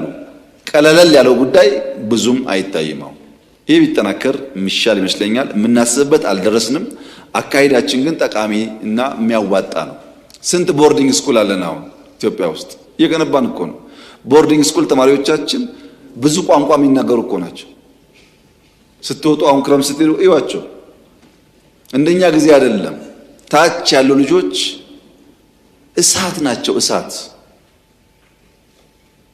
ያላቸው የግንዛቤ ደረጃ ይደንቃል። በቅርቡ አርባ ምንጭ በነበረን ጉዞ ልጄን ይዤው ሄጄ ነበር። እንደምታውቁት ገና 8 ዓመት ያልሞላው ልጅ ነው። በአባያ ሌክ ውስጥ ሂፖና ክሮኮዳይል ነበር የሚታዩ የምናያቸው። አጠገባቸው ወፎች ነበሩ። መጀመሪያ ላይ ወፎቹን አይበሏቸውም እንዴ አለኝ። መልሶ ኖ ኖ ኖ ተው በቃ አለኝ። ለካ አይበሏቸውም። ወፎቹ ከክሮኮዳይል ጥርስ ውስጥ ስጋ እንደሚያወጡ አውቃለሁ አለኝ በ8 ዓመቱ። እኔ ግን በ38 ዓመቴ ነው ያወቅሁት። ልጆቹ እንደምናስበው አይደሉም፣ እሳቶች ናቸው። ብዙ ያውቃሉ። ዕውቀታቸውን ከሀገር ፍቅር ጋር፣ ዕውቀታቸውን ከትጋት ጋር፣ ዕውቀታቸውን ከኮሌክቲቭ ጥቅም ጋር ማያያዝ መቻል ይኖርብናል እንጂ የሚቀጥለው ትውልድ የሚያሰጋ አይደለም። ስጋቱ ያለው እና ፖለቲካውም ወደሚቀጥለው ትውልድ ቢገባ፣ ልማቱም ወደዛ ቢገባ ኢትዮጵያ አትራፊ እንጂ ተጎጂ አትሆንም። በዚያ መንፈስ ማየት ጠቃሚ ይሆናል። ከዚህ ጋር ተያይዞ ግን አንድ ቁልፍ ጥያቄ ተነስቷል። ስራን በሚመለከት የተከበረው ምክር ቤት፣ መላው የኢትዮጵያ ሕዝብ ልጆቻችን ከከተማ ወጥተው ፕሮጀክቶች ጋር ስራ መስራት መልመድ አለባቸው። በጣም በርካታ ፕሮጀክቶች ኢትዮጵያ ውስጥ አሉ። ብዙ ትላልቅ ስራዎች አሉ። ሰራተኛ ማግኘት እንደምታስቡት ቀላል አይደለም። እዚህ ያለ የምክር ቤት አባል በሙሉ የቤት ሰራተኛ ቸግሮሃል ወይ ቢባል የማያማርር የለም፣ ግን ደግሞ ስራ የለም ይላል። ቤት ሰራተኛ ማግኘት በጣም ችግር ሆኗል። በሺዎች እየተከፈለ ኢትዮጵያ አዲስ አበባ ውስጥ የሚከፈለውና ከሞላ ጎደል በአረቡ ዓለም የሚከፈለው አንዳንዴ እዚህ የሚበልጥባቸው ቦታዎችም ሊኖሩ ይችላሉ። ያም ሆኖ ግን ሰው የለም። ሰው የሚፈልገው ብድግ ብሎ መኪና መንዳት፣ ብድግ ብሎ ቤት ባለቤት መሆን ነው እንጂ ሁለት ስራ አይደለም። አሜሪካ ያሉ ወንድሞቻችን ሁለት ስራ እየሰሩ ነው ቢል የሚከፍሉት። እያስተማሩ ሁበር እየነዱ የሆነ ስራ እየሰሩ የሆነ እየጨመሩ ሁለት ሺፍት እየሰሩ 16 አወርስ እየሰሩ የኛ ቤተሰቦች ዝም ብሎ ተቀምጦ ፌስቡክ እያዩ ስራ የለም ቢባል ወደፊትም የሚሳካ አይመስለኝም። ሁለት ሶስት ሺፍት እየሰራን እየተጋገዝን ካልሆነ ኑሮ እየከበደ መሄዱ አይቀሬ ስለሆነ ማለት ነው። ልጆቻችን ደግሞ ወጣ እያሉ መስራት ቢለማመዱ ቤተሰብም ኢንከሬጅ ቢያደርግ ጥሩ ይመስለኛል። በግሌ ልምድ ያገኛሉ፣ እውቀት ያገኛሉ። እድሜ ካለፈ በኋላ ያ እድል አይገኝም። ወጣ ብሎ መስራት ጠቃሚ ነገር ነው። እዚህ ወንጪ አንድ ቤተክርስቲያን ጥንታዊት ታሪካዊት ለማደስ ሙከራ እናደርግ ነበር። ሐይቅ ውስጥ ያለች በጣም ታሪክ ጠገብናት። ሰራተኛ አጥተው ከአዲስ አበባ ነው ሰራተኛ ፈልገው የወሰዱት እዚህ ወንጪ። ምናልባት የቢሾፍቱን ኤርፖርት ፕሮጀክት አንዳንዶቻችሁ አይታችሁ ይሆናል። ብታዩት ደስ ይለኛል። በህይወት ዘመናችሁ ከምታዩቸው አስደናቂ ስራዎች አንዱ ነው። ሚታይ አይምሰላችሁ። እዛ ያለው እንቅስቃሴ በጣም ከፍተኛ ነው። በዚያ ሁሉ ውስጥ ግን ሰው በቀላሉ አይገኝም። ሰውም አለ፣ በተወሰነ ደረጃ ስራም አለ፣ ግን ሰራተኛ የለም። ወይም የመንግስት ሹሞች አሉ፣ ሲቪል ሰርቫንት አለ፣ ግን ሰርቪስ የለም እንደማለት ነው። ይህን ማገናኘት ላይ ያልገቡን ነገሮች ካሉ እኛም እንድንማር እናንተም እንድታግዙ ስራና ሰራተኛ ብናገናኝ ብንተጋ ብንለፋ ጥሩ ይመስለኛል። ጤናን በሚመለከት የተነሳው ሐሳብ ትክክል ነው፣ ግን በጣም በርካታ ስራዎች የተሰሩ ናቸው። ዘንድሮ ለመድኃኒት ግዢ 70 ቢሊዮን ብር ነው መንግስት ያወጣው። በሀገር ውስጥ የነበረው የመድኃኒት ማምረት አቅም 4% ነበር፣ ወደ 44-45% አሳድገነዋል። በ44-45% የሚያክለው መድኃኒት እዚሁ ይመረታል። ቅድም ዶክተርም እንዳነሱት ፋርማሲውቲካል ላይ በጣም ሰፋፊ ስራዎች ተሰርተዋል። ይሰራል ለተባለው ማለት ነው፣ አሃሪን ጨምሮ። የአሃሪ ላብ የመጀመሪያው ነው። ዋና ዓላማው ቫክሲን ስንሰራ አቅም የመቆጣጠርም የመደገፍ አቅም እንዲፈጠር ታስቦ የተሰራ ስራ ነው። የሕክምና መሳሪያዎች ከ60 ቢሊዮን በላይ ነው ያወጣ ነው። ብዙ መሳሪያዎች እያስገባን ያለ ነው። ኢትዮጵያ ትልቅ ሀገር ናት። በ2 እና 3 ሆስፒታል ስራ የኢትዮጵያን ፍላጎት ማሟላት አይቻልም። አዲስ አበባ ውስጥ ባለፉት ጥቂት ወራት ብዙ አስመርቀናል። በሚቀጥለው 2-3 ወርም እንደዚሁ የሚመረቁ አሉ። ጳውሎስን ብቻ ብትወስዱ የድሮ ጳውሎስ ተጨማሪ 1000 አልጋ ተጨምሮ በጣም ትልቅ ሆኖ ተገንብቷል። ግን በቂ አይደለም። አሁንም ባክሎጉ ሰፊ ስለሆነ በጣም ብዙ ስራ ይጠበቅብናል። ያም ሆኖ ግን ፋርማሲውቲካል ላይ ሆስፒታል ላይ በነበረው ግንባታ በመቆጣጠር አቅማችን ምክንያት የዓለም የመድኃኒት ቁጥጥር ኤጀንሲ ኢትዮጵያን ማቹሪቲ ሌቭል 3 ብሏታል። ጥቂት አፍሪካ ሀገራት ያሉበት ካታጎሪ ነው። ትልቁ ማቹሪቲ ሌቭል 4 ነው። ምን ማለት ነው? ኢትዮጵያ የምታመርታቸው መድኃኒቶች ለኤክስፖርት ደረጃ ተቀባይነት አላቸው ማለት ነው። እድገት አለ፣ ለውጥ አለ፣ ብዙ ደግሞ የሚቀር ነገር አለ። ብዙ እሱን አበክረን በመስራት ኢትዮጵያ ውስጥ ውጤት እንደሚመጣ ተስፋ እናደርጋለን። ከሚቀጥሉት 5 ዓመታት ስራችን አንዱ በውጭ ሀገር ደረጃ የሚታዩ ጸዳ ያሉ የሕክምና መስጫ ተቋማት መገንባት ይሆናል። ወባን በሚመለከት ወደ 14 ሚሊዮን አጎበር አሰራጭተናል። በነፃ የምናሰራጨው 3 ሚሊዮን ቤት ገደማ ጸረ ወባ ተራጭቷል። ለመጀመሪያ ጊዜ በ58 ወረዳዎች ክትባት ሰጥተናል። አዲስ ነው። ከዚህ ቀደም ክትባት አልነበረም ለወባ። ሙከራዎች እየተደረጉ እንዳሉ ለመግለጽ ነው። ያም ሆኖ በትምህርትም በጤናም አጠቃላይ በማህበራዊ ዘርፍ ጅማሮቻችን በአጭር ጊዜ ውስጥ ውጤት የሚያሳዩ ስላልሆኑ አበክረን መስራትና ውጤታማ ማድረግ ይጠበቅብናል። ዲጂታል ላይ ጠያቂውም እንዳነሱት በጣም ጥሩ ውጤት ተገኝቶበታል። 5 ሚሊዮን ገደማ ወጣቶች ኮደርስ አሰልጥነናል። ፕሮጀክቱን ስንጀምር 5 ሚሊዮን ቀልድ ነው አትችሉም ያሉ ነበሩ። ግን በጣም ትልቅ ስኬት ነው። መሶብ በቅርቡ እንኳን ስናገር 70 በላይ ብያችሁ ነበር። አሁን ከ100 በላይ ብራንቾች መሶብ ሰርቪስ ጀምረዋል።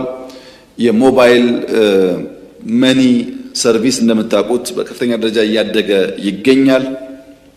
ኤአይ ዩኒቨርሲቲያችን በጣም በጥሩ ሁኔታ ነው የሚገኘው። ምናልባት ከጥቂት ወራት በኋላ በጋራ ያለበት ደረጃ ለማየት እንሞክራለን፣ ግንባታ ላይ ስለሆነ። ስታርታፖች ዲፒኦ ተስፋፋ ነው ያለው። በገቢያችን፣ በስራ፣ በሰርቪስ ቴክኖሎጂ ከፍተኛ ኢምፓክት እያመጣ ነው። ቅድም በኮሪደር ብቻ ሳይሆን በሌላም ዘርፎች ብትሰማሩ ያሉት ወንድማችን ትክክል ናቸው። ለዚህ ነው ብዝሃ ዘርፍ ያልነው። ቴክኖሎጂ፣ ኢንዱስትሪ፣ ግብርና። በነገራችን ላይ ከተማ ከ5ቱ ፒላርስ ውስጥ የለበትም።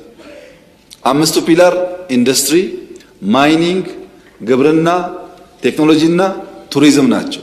አርባናይዜሽን እና ኮሪደር፣ ኢነርጂ፣ ሎጂስቲክስ ሌላ ሌየር ናቸው እንጂ በዋና ፒላር ውስጥ የሉበትም። ያም ሆኖ ግን ከተማ ውስጥ ስለሚታዩ ጎላ ያለው ስራ እሱ ይመስለኛል። እሱ መተሳካቱ ጥሩ ነው። በሌሎች ዘርፎችም በጣም ከፍተኛ ስኬቶች አሉ። በኋላ ኢኮኖሚዎችን ሳነሳ እዳስሳለሁ።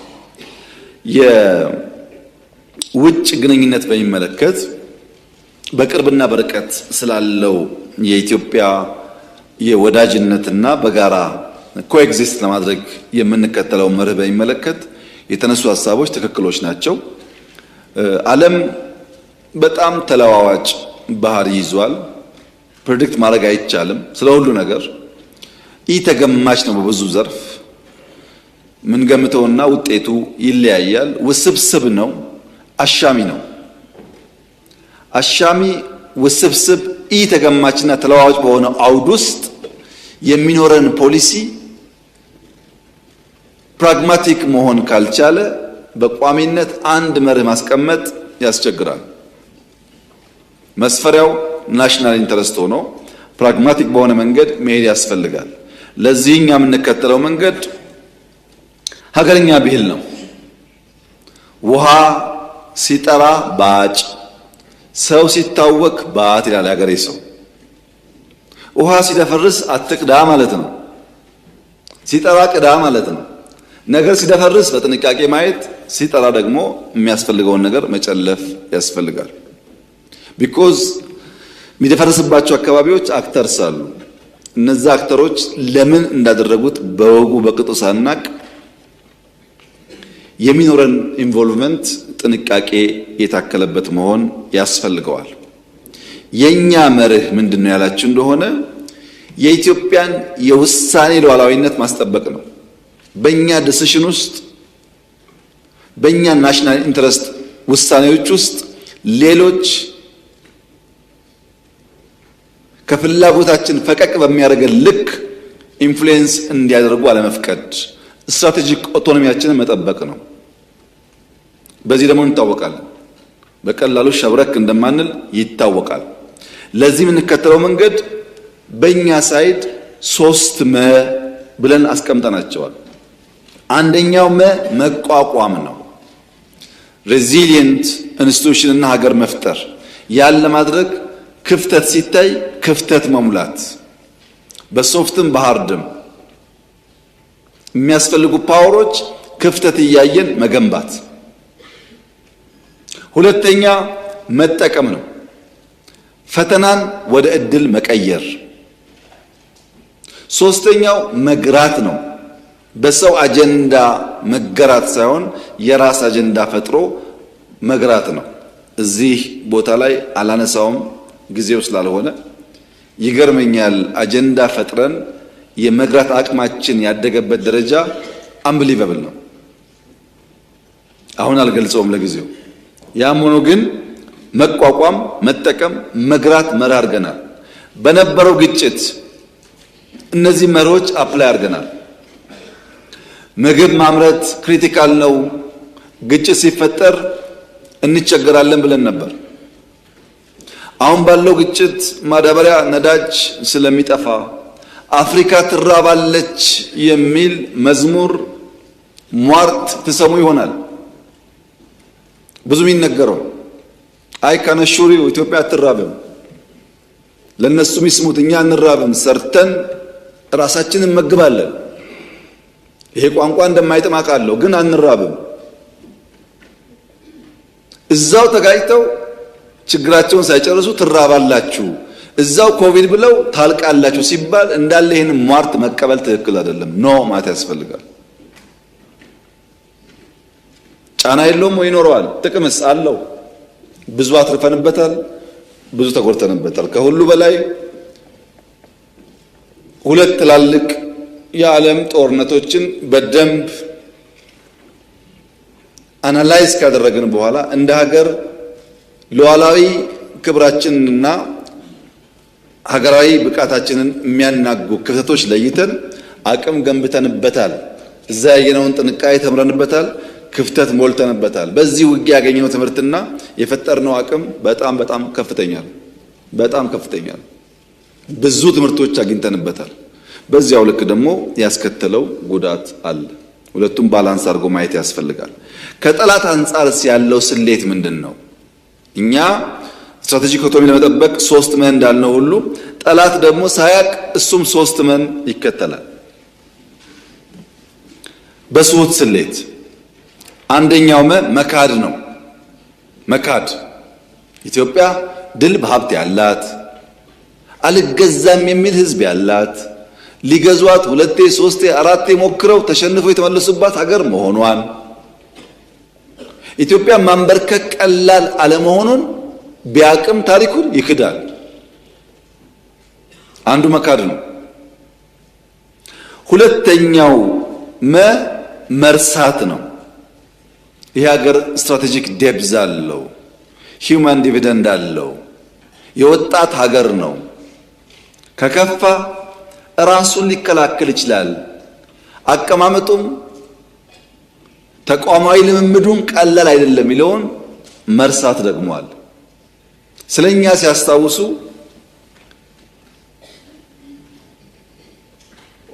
ደህንነታችንን እንጂ ስለኛ ሲያስታውሱ እምቢ ባይነታችንን ማስታወስ አይፈልጉም። አንዳንዴ ማራከስ ይፈልጋል። ሶስተኛው ምኞት ነው። ምኞት ያለፈ ስልት እስረኛ የመሆን ምኞት። ትናንትና ሻዕቢያና ወያኔ ከሱዳን ጋር ተባብረው ደርግን ጥለዋል። አሁንም እንደዛ ተባብረን እንጥላለን የሚል ምኞት።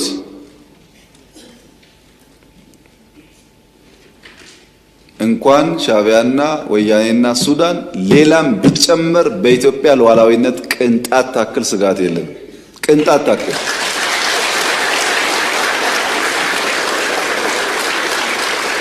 ያን ለመከላከል የሚያስችል ብቃት እየገነባን ያለነው ጊዜው ሲደርስ እንዳስፈላጊነቱ እንገልጻለን። እኛ ስጋት የለብንም። ሰዎች ባረጀ ባፈጀ ስልት ድሮ በሰራ ስልት አሁን ለመጠቀም መሞከር ጠቃሚ አይደለም።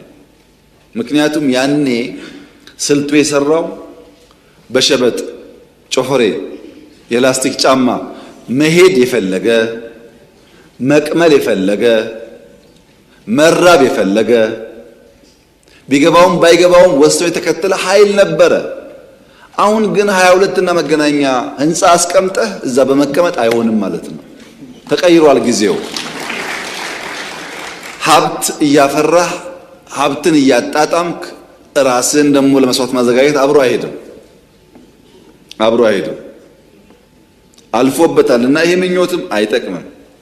ቅድም ብየዋለሁ፣ አሁን ደግሜ መናገር የምፈልገው የሚያስፈልገን ሰላም ነው፣ የሚያስፈልገን ትብብር ነው፣ የሚያስፈልገን አብረን መስራት ነው። የሚያጓጉ ነገሮች አሉ። ትግራይ ጦርነት እንዲፈጠር ሰፊ ፍላጎት አለ። እምቢ ያልንበት ምክንያት ትርፍ የለውም ብለን አሁንም ለሰላም በራችን ክፍት ነው፣ ለንግግር በራችን ክፍት ነው። መወያየት የምንፈልገው ሰላም ማምጣት የምንፈልገው በእኛ በኩል ትተን ተጎርተን ለትግራይ ሰላም ከመጣ ፍላጎታችን እሱ ነው። ግን አንድ ነገር ማወቅ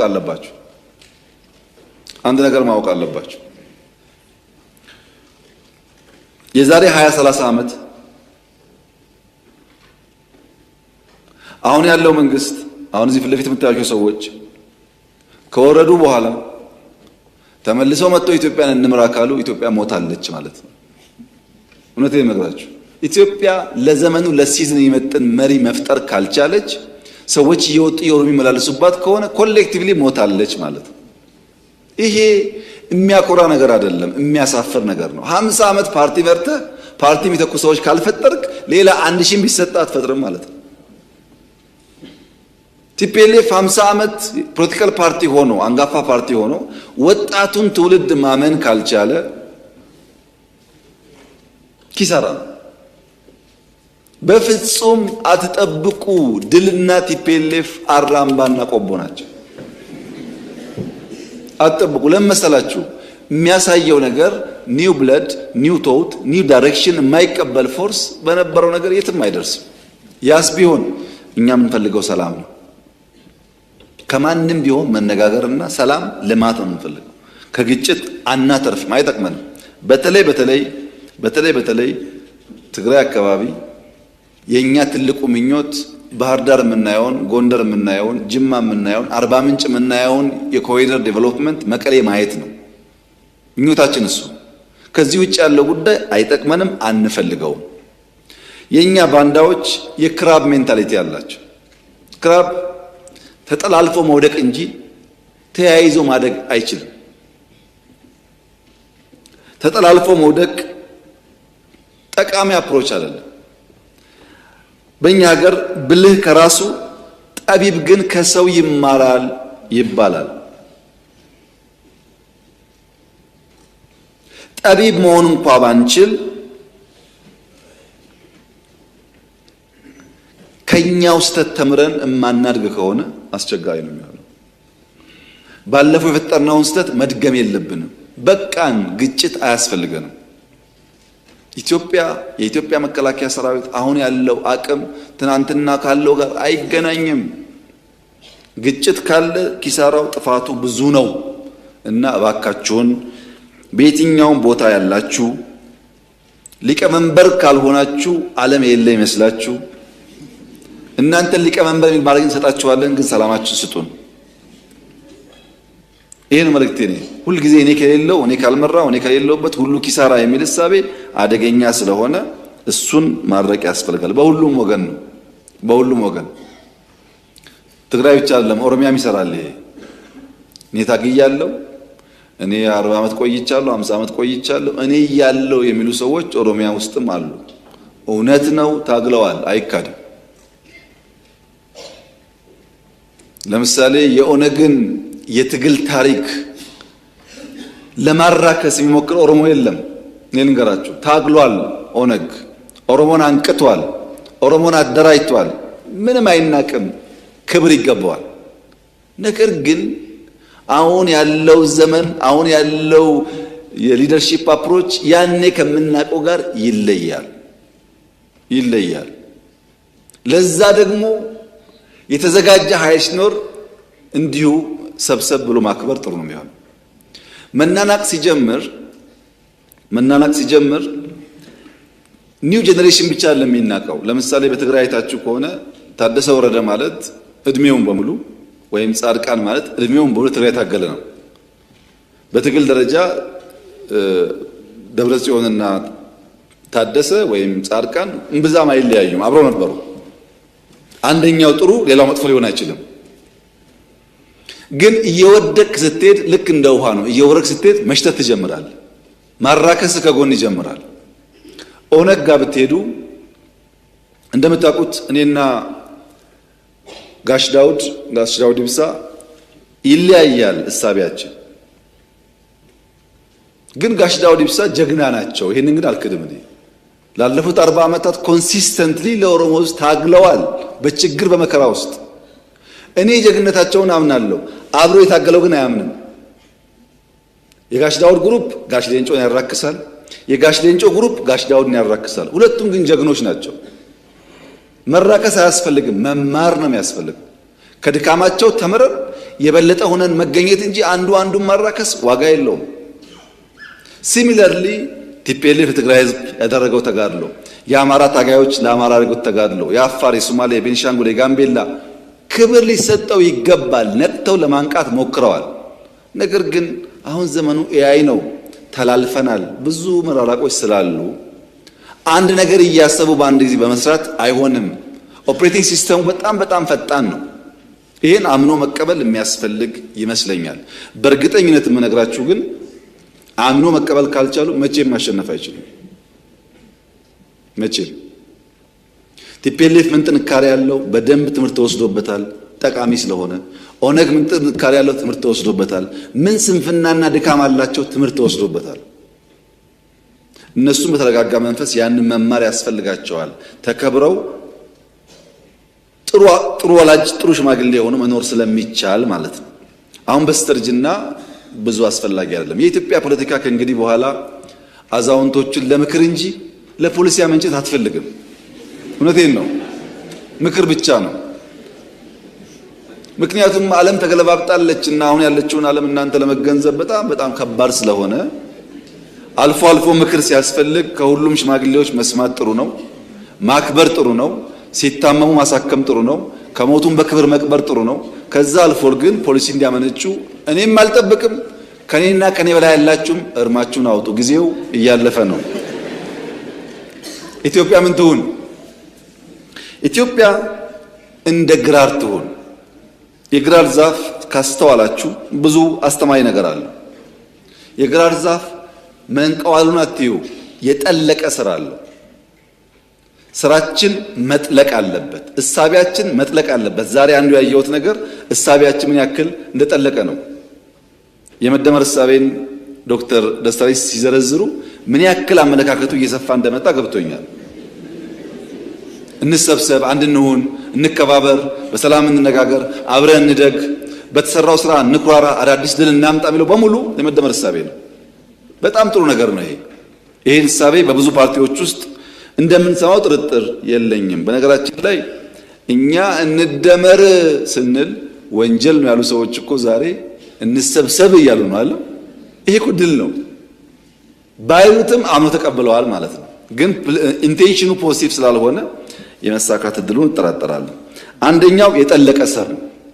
ስራችን መጥለቅ አለበት።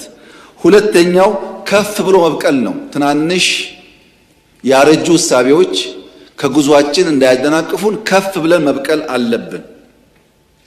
አልፎ አልፎ ደግሞ ግራር ኢነሚ ሲያይ፣ ጠላት ሲያይ እሾሃማ የሆነ ቅጠል ያበቅላል።